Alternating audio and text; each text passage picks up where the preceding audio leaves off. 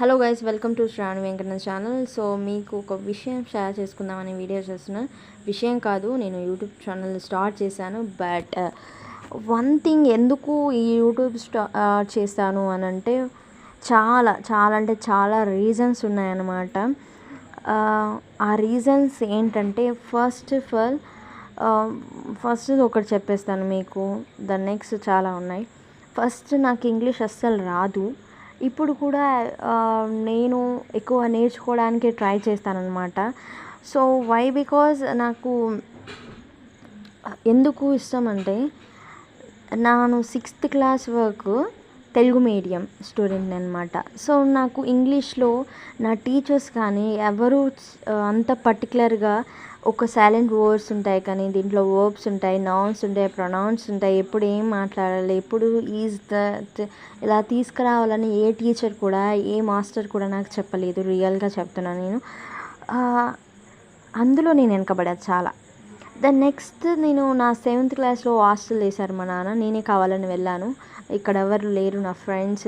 నేను ఖచ్చితంగా ఇంగ్లీష్ నేర్చుకోవాలి మా అక్కలతో పాటు అని నేనేం చేశాను, నన్ను కూడా హాస్టల్ వేయండి నాన్నని మా నాన్నని రిక్వెస్ట్ చేస్తే, మా నాన్నకి ఇష్టం లేకపోయినా నన్ను హాస్టల్ వేశారనమాట. సో అందుకు నేను హాస్టల్కి వెళ్ళా. అక్కడ 7th క్లాస్ వెళ్ళాక నాకు సినిమాలన్నా, యాక్టింగ్ అంటే చాలా విపరీతంగా ఇష్టం అనమాట. Dance also. సో ఇంటి దగ్గర వినాయక చవితి కానీ ఇలాంటి ఫెస్టివల్స్ ఉన్నా నేను డ్యాన్స్ చేయడానికి చాలా ఇష్టపడతాను. బట్ మా నాన్నకి ఈ డ్యాన్స్ అన్న, ఈ యాక్టింగ్ అన్న నచ్చదు. మా నాన్న చూస్తారు, రామారావు అలాంటి ఫిలిమ్స్ చూస్తారు. మా నాన్న ఏం 17, 18 కిడ్ కాదు, బట్ పర్సన్ కాదు. బట్ అతను ఎక్కువ అవే చూస్తారనమాట. దాంట్లో ఒక మోరల్ అంటే ఒక వాల్యూస్ ఉంటాయని, ఎథిక్స్ ఉంటాయని చూస్తారనమాట. బట్ మా నాన్నకి యాక్టింగ్ అయితే నేను చేయడం అయితే ఇష్టం లేదు. బాగా చదువుకొని ఏదో ఒక చెయ్యాలి, జాబ్ చేసుకోవాలి, మంచి కూర్చొని చేసుకోవాలనేది మా డాడీ ఇంటెన్షన్ అనమాట. సో నాకైతే చాలా అంటే చాలా ఇష్టం డ్యాన్స్ అనమాట.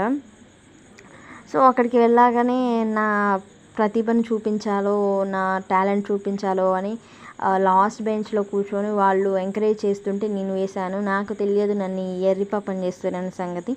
సో నన్ను డ్యాన్స్ వేశాను. నన్ను కొత్త ఆమెనని చాలా అంటే చాలా హీనంగా చూశారనమాట. నిజంగా మేడమ్స్ కూడా నన్ను కొట్టింది ఒక మ్యామ్. నాకు ఇంకా గుర్తులేదు, నేను మేడం అని కూడా పిలవను తనని.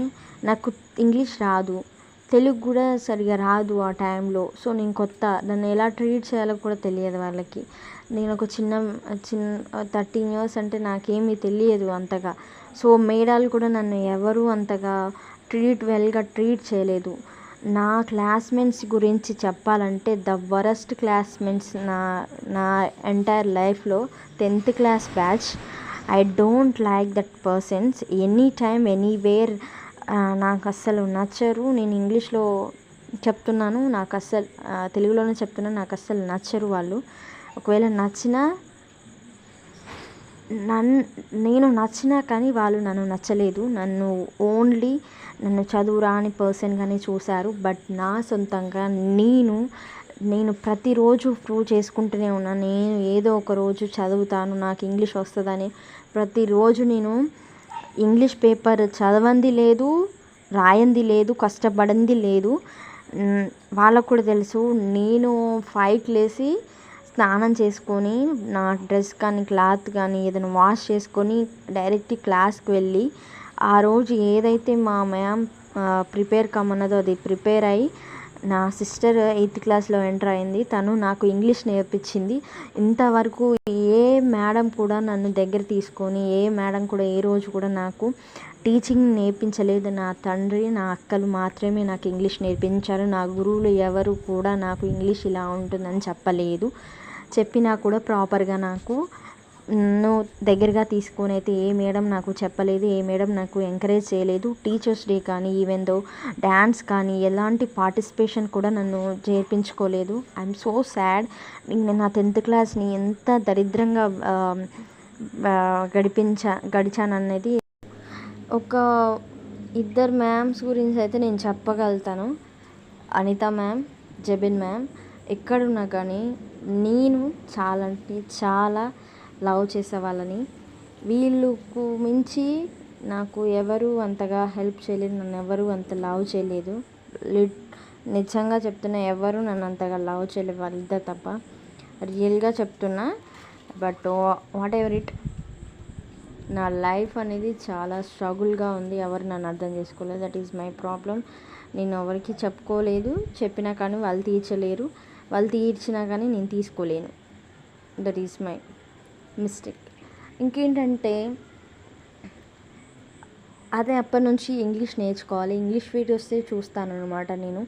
కొరియన్స్లో మూవీస్ ఉంటాయి చూసావా, డ్రామాస్, అవి ఏం చూడను నేను. మా నాన్నకి అది ఇంత గలీజ్గా ఉంటుంది.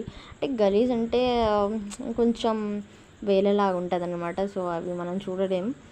బట్ అంటే హోమ్స్ కానీ, వాళ్ళు ఉండే ఉండే పల్లెటూరు వీడియోస్ కానీ, అక్కడ కొరియన్స్ కానీ, జపానీస్ కానీ ఎక్కువ ఇవి చూస్తానమాట. సో అమెరికాలో ఎలా ఉంటుంది, కెనడాలో పల్లెటూరులో ఎలా ఉంటుంది, ఇలా అన్ని వీడియోస్ చూస్తూనే ఉంటానన్నమాట. సో నాకు ఇప్పుడు కాదు, ఎప్పుడూ ఆలోచన వచ్చింది వీడియోస్ చేయాలి, నా లైఫ్ స్టైల్ని చూపించాలని, వీడియోస్ చేయాలి ఖచ్చితంగా అని. ఈ వీడియోస్ని చేయాలని పట్టుదలతోనే ఉన్నా. సో అందుకే యూట్యూబ్ స్టార్ట్ చేశా. యూట్యూబ్ అనేది చాలా సింపుల్. యూట్యూబ్ ఇలాంటి నేమ్స్ నాకు వద్దు. నేను ఉన్నన్ని రోజులు నా వీడియోస్లో నేను నా లైఫ్ స్టైల్ని ఎలా గడుపుతున్నా అనేది మీకు చూపించాలి. ఒక మనీ గురించి అయితే కాదు, ఆడియన్స్ కానీ, నా ఫ్యాన్స్ కానీ ఎవరైనా ఉంటే కామెంట్స్ పెట్టి చాలా ఎంకరేజ్ చేస్తే చాలు. That is my best achievement in అదే పెద్ద అచీవ్మెంట్, ఇంకా దానికి మించి ఏమీ లేదన్నమాట. సో నెక్స్ట్ ఏంటంటే,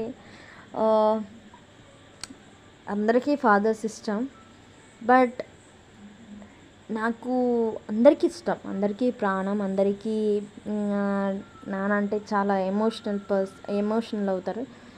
నేను కూడా చాలా ఎమోషనల్ పర్సన్. నాన్న అంటే నాకు ఒక ధైర్యం, గైడెన్స్, అన్నీ నానే, అన్నీ నానే, అన్నీ నాన్న అమ్మ నన్ను కన్నారు.